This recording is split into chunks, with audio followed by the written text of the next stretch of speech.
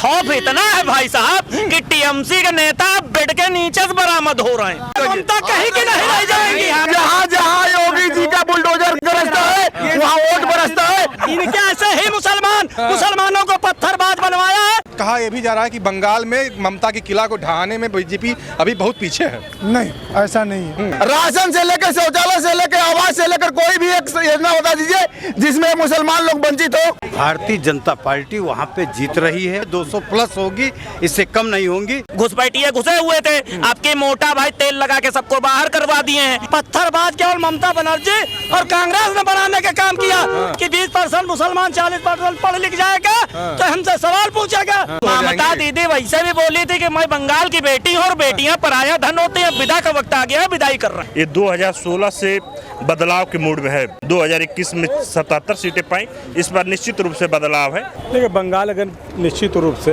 बेईमानी नहीं हो तो ममता जी जीत रही हैं। हारने की बौखलाहट भाई साहब के चेहरे पे साफ नजर आ रही है। बंगाल विधानसभा चुनाव की वोटिंग खत्म हो चुकी है और उसके बाद में अब एग्जिट पोल आने शुरू हो चुके हैं। अगर हम बात करेंगे तो दूसरे चरण में भी लगभग 90% की वोटिंग बंगाल में हुई।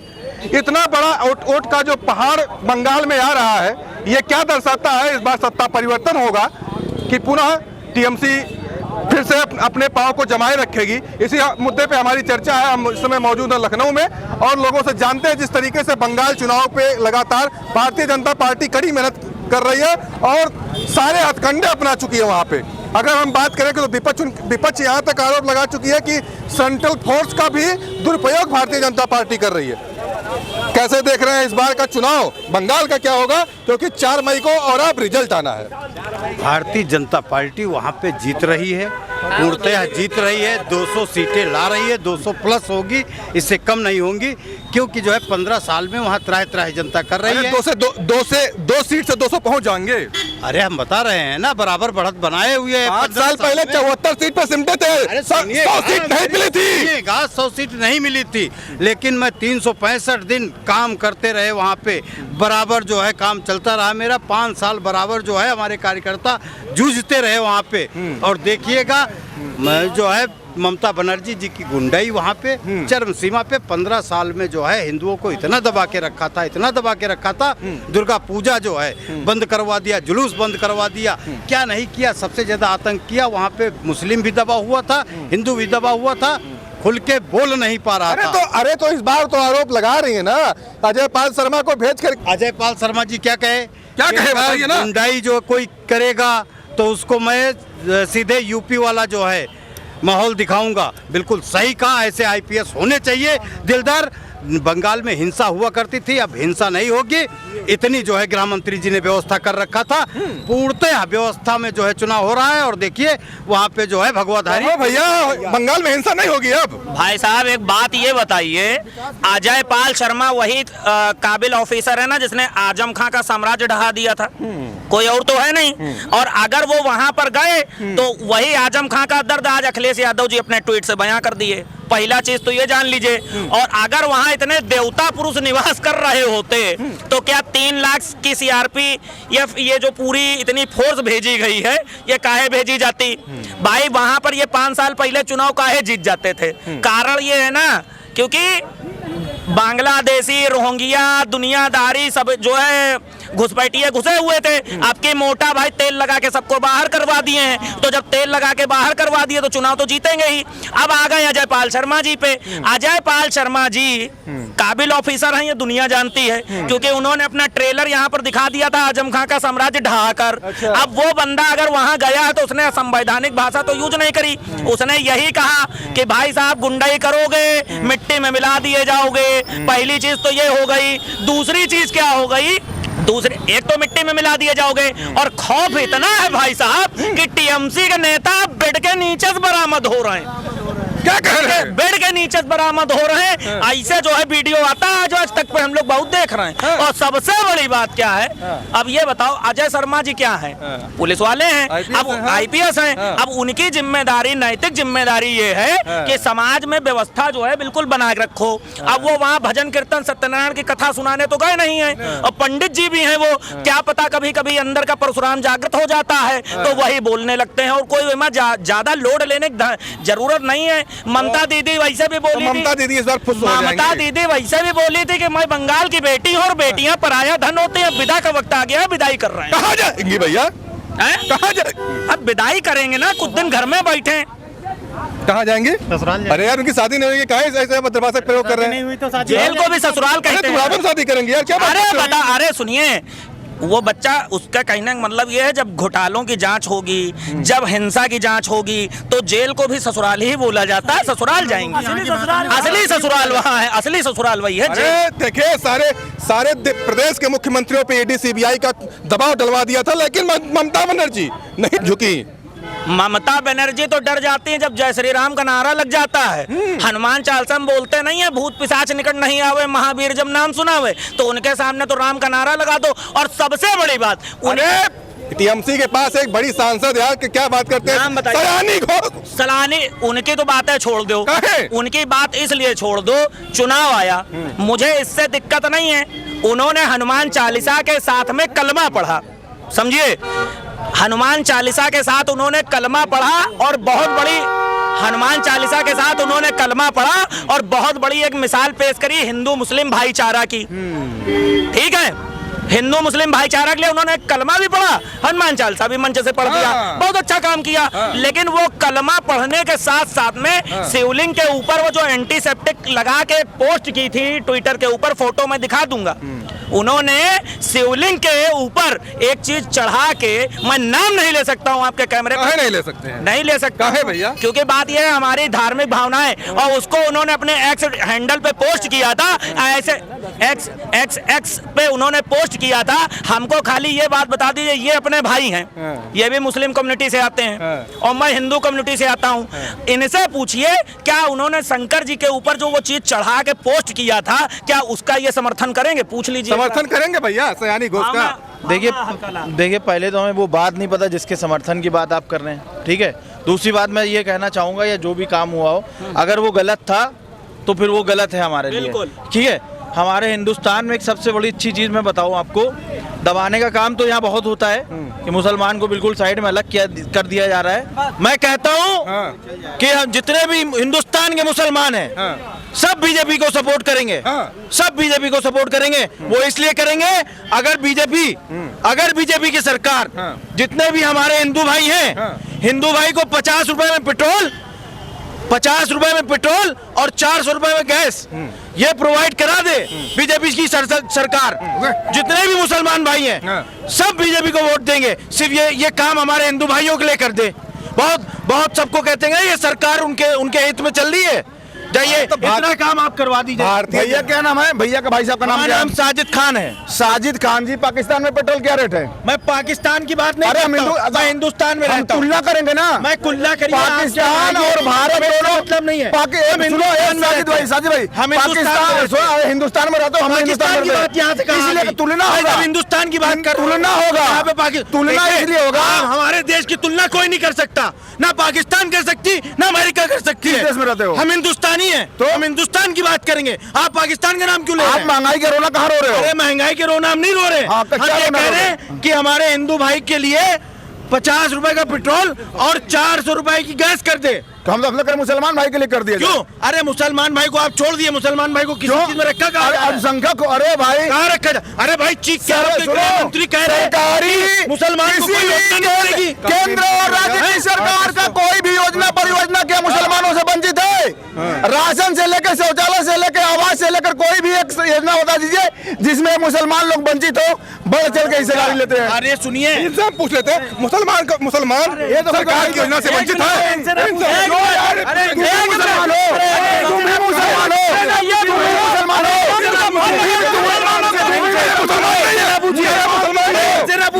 मुसलमान नहीं है क्या?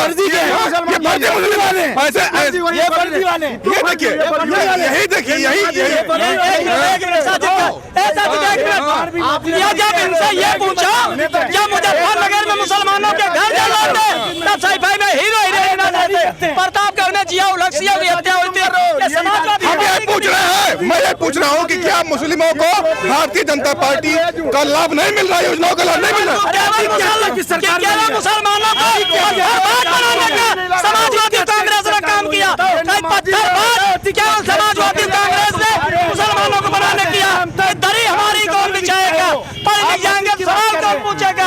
सवाल कौन पूछेगा? अगर मुसलमानों को पत्थरबाजी समाजवादी कांग्रेस ने किया है, क्या इनको दिया पत्थर? अच्छा, हाँ, ये एक सवाल मेरा, इस बार जिस तरीके से बंगाल में हवा बड़ी तेजी से बही और भारतीय जनता पार्टी लगातार वहाँ पे जमीनी स्तर पे कार्य की, क्या लग रहा है इस बार का सत्ता परिवर्तन होगा कि ममता पुनः वापस आएंगे? भारतीय जनता पार्टी सरकार बनाने दिया और पत्थरबाज केवल समाजवादी कांग्रेस और ममता ने पैदा करने के, पत्थरबाज केवल ममता बनर्जी और कांग्रेस ने बनाने का काम किया कि 20% मुसलमान 40% पढ़ लिख जाएगा तो हमसे सवाल पूछेगा। इसीलिए कांग्रेस और समाजवादी और तृणमूल कांग्रेस और तेजस्वी इसीलिए मुसलमानों से दरी बिछवा रहे। इनसे जरा पूछो। अच्छा ये बताओ मुसलमान, एक मिनट, आपके उत्तर प्रदेश में बीजेपी की सरकार है, क्या मुसलमानों से दरी और झाड़ू लगवा लिया? ये किस तरह की बातें करते हो तुम लोग? बात सुनिए, एक मिनट, 11 साल से तुम्हारी सरकार है। एक सेकंड, तुम अखिलेश यादव और तेजस्वी यादव इस बार बंगाल चुनाव में ममता बनर्जी का समर्थन किए और यही अखिलेश यादव तेजस्वी का समर्थन बिहार में किए थे। क्या लग रहा है कि तेजस्वी के समर्थन से तेजस्वी हारे और अखिलेश के समर्थन से क्या ममता वहाँ हार जाएगी? ममता कहीं की नहीं रह जाएंगी, ममता कहीं की नहीं रह जाएंगी, ममता कहीं की नहीं रह जाएंगी। पत्थरबाजी मुसलमान शिक्षा की तरफ चला जा रहा है। ये जो है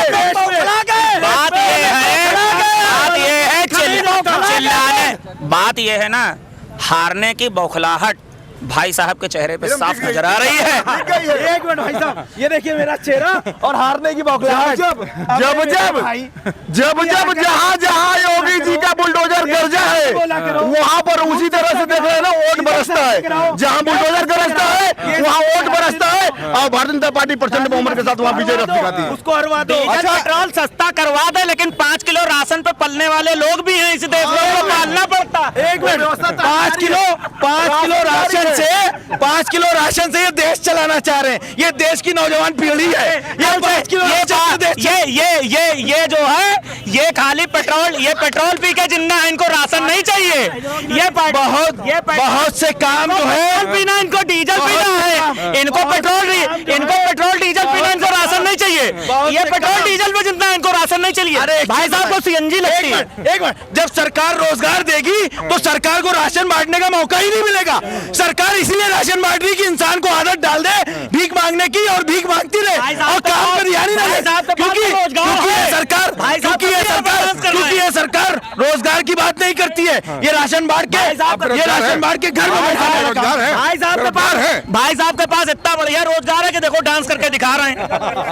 इनके ऐसे ही मुसलमानों को पत्थरबाज बनवाया है समाजवादी कांग्रेस ने। जब पढ़ाई की बात करो तो कहीं दरी बिछाओ। ये समाजवादी कांग्रेस और जो है ममता ने और तेजस्वी ने किया है। इन लोगों का चरित्र चेहरा है। तो आप मुसलमानों को अगर ऐसे ही मुसलमानों को पत्थरबाज बनवाया जो शिक्षा की तरफ नहीं जाए और दरी बिछाने का काम मुसलमानों ने करने का काम किया है। ऐसे ही मुसलमानों ने क्या आज आपके चैनल के माध्यम से एक बात कहना चाह रहा हूँ। एक दिन ये टोपी वाला जो इंसान है, ये जो भड़काने का बात करता है, ये चारबाग में अगर आपको एल्युमिनियम का कटोरा लेके ना मिले तो बताइएगा, इसको बीजेपी वाले भीख देंगे। ये समाजवादी की विचारधारा के है, क्योंकि समाजवादी ने 1 मिनट कटोरा ही पकड़ने का मुसलमानों में काम किया है। आज दिल्ली के अखिलेश यादव गाजीपुर जा रहा है, बाकी आजम खान से कोई मिलने नहीं जा रहा। ये पठान के बच्चा अपना को कहते हैं। बात ये है ना, आपको एक बात बता दूं, भैया ने एक्सपीरियंस से बताया कटोरे से भीख मांगी जाती है। भैया को एक्सपीरियंस है, भैया सीधे बताते कटोरे से भीख मांगी जाती है। भैया चारबाग में मांगते थे, प्रोफेशन अपना बतिया रहे हैं। दूसरी चीज वो व्यक्ति अब्दुल कलाम आजाद की बात करता है, वो व्यक्ति चंद्रशेखर आजाद की बात करता है, वो व्यक्ति वो रोशन सिंह की बात करता है, वो अशफाक उल्लाह खान की बात करता है। अब जिसको कसाब पसंद है वो किनारे हट ले। हाँ भाई मंटू बात करना आपके कहने चैनल के सामने। भाई कह रहे थे, कुछ आप कह रहे थे अभी। मैंने ये कहा कि जिसको अशफाक उल्लाह खान पसंद है, हाँ। जिसको अशफाक उल्लाह खान पसंद है, ये दलाली। अरे यार ऐसे शब्द ना बोलो। अरे आपको नहीं बोल रहे, नहीं तो आपको नहीं बोल रहा है, कोई भी हो, क्यों बोल रहे हो? आपका आदमी है वो, हैं? बीजेपी का आदमी है। नहीं, मैं अपनी औरत का आदमी हूँ, किसी पार्टी का तो नहीं हूँ, बताइए, परेशान ना बुरा हो लग रहा है। भाई। क्यों कह रहे हो किसी को अरे दलाल? बुरा नहीं कहेंगे भाई, आप कहो। यार छोड़ो, तो आप अनर्गल किसी बात पार्टी नहीं, के होंगे? बात अनर्गल नहीं होनी चाहिए।